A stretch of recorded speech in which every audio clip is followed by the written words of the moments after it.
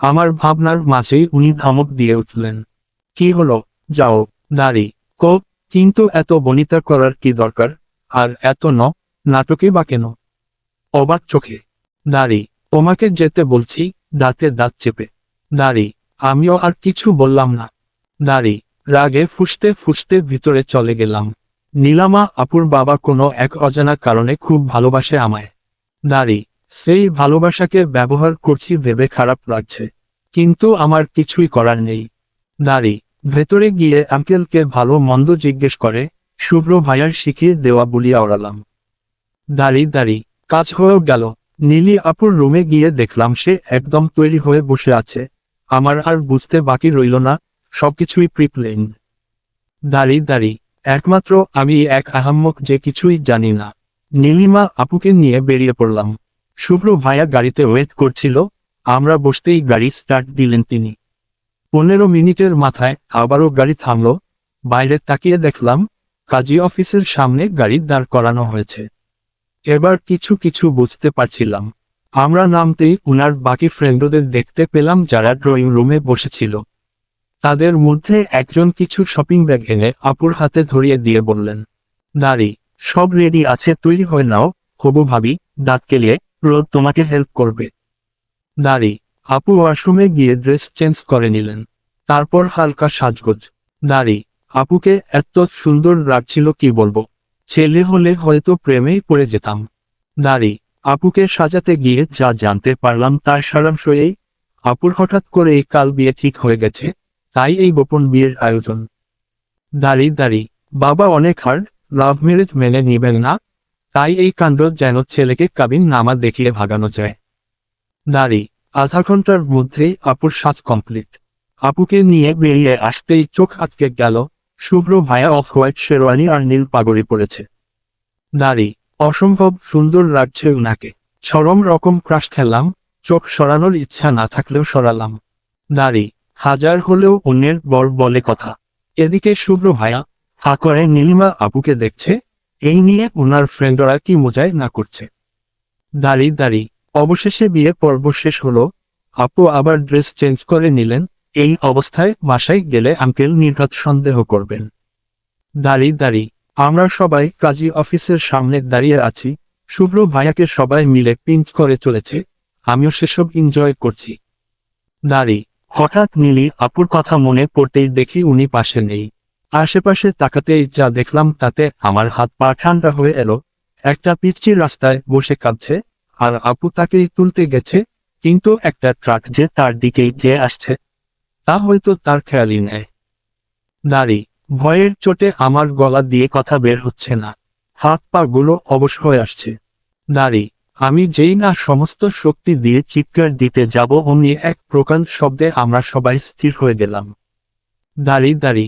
শুভ্র ভাইয়া 2 মিনিট স্থির দৃষ্টিতে রাস্তার দিকে তাকিয়ে থেকে নীলি বলে গগন বিদারী চিৎকার দিয়ে ছুটে গেলেন, সাথে সবাই। কিন্তু আমি নড়ার ন্যূনতম শক্তি পর্যন্ত পাচ্ছি না। নিজের অজান্তেই চোখ বেয়ে পানি পড়তে লাগলো। এর আগে এমন কোনো পরিস্থিতির সম্মুখীন হয়নি আমি। নীলি আপুকে আমি নিজের বোনের মতো ভালোবাসতাম, তাই চোখের সামনে প্রিয় মানুষটির রক্তাক্ত শরীর দেখে আমি বাক্রুদ্ধ হয়ে দাঁড়িয়ে আছি, কিছু বলার বা করার শক্তি আমার নেই। দাঁড়ি। নীলি আপু 2 দিন যাবৎ আইসিইউতে লাইফ সাপোর্টে আছেন। দাঁড়ি দাঁড়ি। উনার বাবা মা খবর পেয়ে তৎক্ষণাৎ ছুটে এসেছেন। উনাদের বিয়ের কথাটা বলার সাহস বা পরিস্থিতি কোনোটাই ছিল না, তাই আর বলা হয়ে ওঠেনি। দাঁড়ি। একমাত্র মেয়েকে হারিয়ে আন্টি তো পাগল প্রায়, আঙ্কেলও বারবার সেন্স হারাচ্ছেন। দাঁড়ি। কলিজার টুকরা বলে কথা। আমি আমার নিঃশ্বাসের সাথে পাল্লা দিয়ে দোয়া করছিলাম যেন আপু ভালো হয়ে যায়। দাঁড়ি। সবার মুখে চিন্তার ছাপ। হঠাৎ ডাক্তার এসে বলল, নীলি আপুর আঞ্জান ফিরছে। কথাটা শুনে এত খুশি লাগছে কি বলবো। দাঁড়ি দাঁড়ি। এবার সব ঠিক হয়ে যাবে। কিন্তু না, আমি ভুলছিলাম। নীলি আপু মাত্র 5 মিনিটের মাথায় আমাদের ছেড়ে চলে গেলেন। দাঁড়ি। আমি চিৎকার করে কাঁদছি। একটা অপরাধবোধ আমায় কুরে কুরে খাচ্ছে, কেন গেলাম নীলি আপুকে আনতে? প্রশ্ন চিহ্ন। কেন? আমি না গেলে না উনি আসতেন, না এভাবে হারিয়ে যেতেন। দাঁড়ি। সবাই কান্না করছে কিন্তু শুভ্র ভাইয়া, না, উনি কান্না করছেন না। একদম শক্ত হয়ে বসে আছেন, যেন এখনো একটা ঘরের মধ্যে আছেন তিনি। দাঁড়ি, নীলি আপুর চলে যাওয়া উনি মেনে নিতে পারেননি, পাড়ার কোথাও না। আমি খুব করে চাচ্ছি উনি কাঁদুক, কেঁদে নিজেকে হালকা করুক। দাঁড়ি, কিন্তু না, উনি এক ফোঁটা চোখের জল ফেললেন না, শুধু নিস্তেজ হয়ে বসে রইলেন। দাঁড়ি, সময়ের সাথে সাথে ধীরে ধীরে সব স্বাভাবিক হয়ে যায়, কিন্তু শুভ্র ভাইয়া স্বাভাবিক হননি। এরপর তাকে আর হাসতে দেখা যায়নি। দাঁড়ি, আমিও পড়াশোনা নিয়ে ব্যস্ত হয়ে পড়ি, সামনে এইচএসসি এক্সাম, মাত্র 3 মাস বাকি। দাঁড়ি দাঁড়ি, ব্যস্ততার মধ্যে সময় যে কিভাবে যায় বোঝাই যায় না, তাই তো দেখতে দেখতে কিভাবে যে 3 মাস কেটে গেল বুঝতেই পারলাম না, সাথে এইচএসসি এক্সামও শেষ হলো।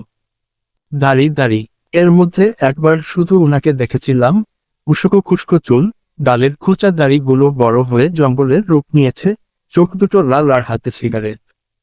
দাঁড়ি, উনার চোখে মুখের রাত জাগার স্পষ্ট চিহ্ন দেখতে পেয়েছিলাম সেদিন, বুকের কোথাও একটা বড্ড কষ্ট হয়েছিল। দাঁড়ি, তারপর এলো আমাদের বিয়ের দিন, আমার এক্সামের পরের দিনই আপুর বিয়ের ডেট ফিক্সড করা হলো।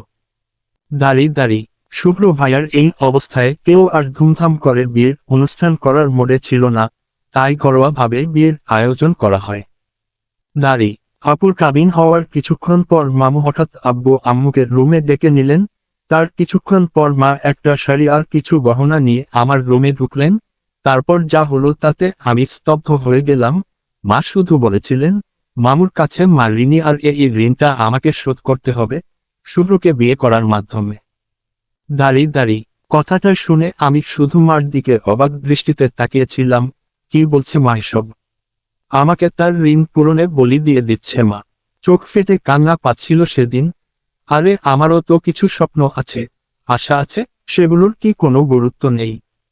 আমি জানতাম শুভ্র ভাইয়া নীলি আপুকে ঠিক কতটা ভালোবাসে, আর আমাকে যে কোনোদিন মেনে নিবে না তাও জানতাম। সব জানার পর কেন নিজের স্বপ্নগুলোকে জলাঞ্জলি দিব? কেন? কিন্তু মার চোখের পানির সামনে আমার চোখের পানিটাকে ডাকতে হলো আর বসতে হলো বিয়ের পিঁড়িতে। দাঁড়ি দাঁড়ি, হঠাৎ কিছুর তীব্র আলো চোখে পড়ায় আমার ভাবনার ঘর কাটল। দাঁড়ি দাঁড়ি,